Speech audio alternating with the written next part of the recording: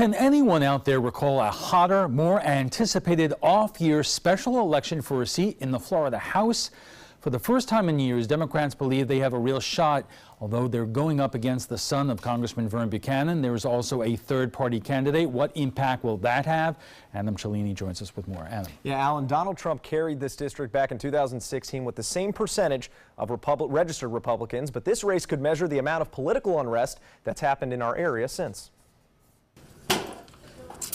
All eyes are on Sarasota County next month as voters choose a new state representative. House District 72 was vacated by Republican Alex Miller less than a year into her freshman term, and now 3 others are taking their first shot at public office. Democrats have been especially energized by the second chance at a House seat. This is extremely important. We have a great opportunity to get a Democrat elected, especially in a red county like Sarasota County. Sarasota Attorney Margaret Good won the Democratic primary in December, raising an impressive $227,000 to date. It's a really exciting time, and it's so great to feel like you have not just big money behind you, but you have everyone behind you. Good has long had an interest in local politics and aligns with many of her party's issues, such as protecting Florida's environment and Floridians who rely on Medicaid for health care coverage. But it was public education, specifically charter school funding that passed in last year's session, that inspired her campaign. I saw that our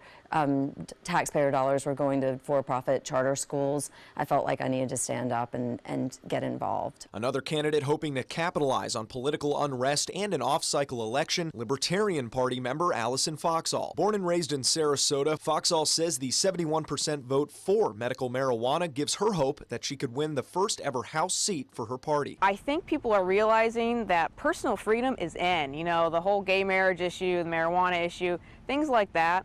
You know, people are just like live and let live. And that's the libertarian message, and I think that resonates here. Foxall's campaign finances are far behind, but she is breaking fundraising records in terms of a libertarian candidate running for a state house seat. She leans to the right on issues like deregulating certain Florida jobs, but also wants to cut down corporate welfare and make solar power a stronger option for Floridians. Bring solar in here as a free market alternative. You know, currently it's illegal to go off grid. I'd like to change that. Both candidates will face Republican royalty in James Buchanan, son of 10-year U.S. House Representative Vern Buchanan, whose congressional district overlaps the one that James hopes to represent. I think he's done an amazing job for this area, but I'm my own man.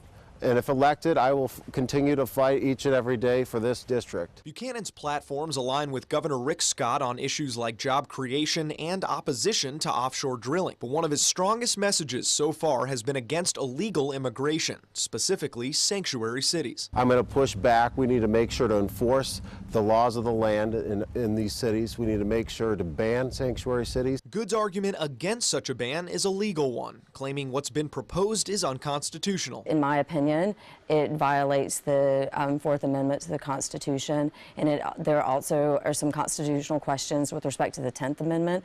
I want to make sure that we are following the law. Until now, Buchanan has avoided the public eye, instead knocking on thousands of doors in a grassroots effort. He's also avoided any explicit alignment with President Trump, whose approval rating has declined since Inauguration Day, according to an ABC News poll. Are ideologies on the Suncoast also changing? Well, that answer will be multiple choice on a ballot next month. Early voting for that special election starts on February 3rd, and Election Day is 10 days later on the 13th. Adam, thank you.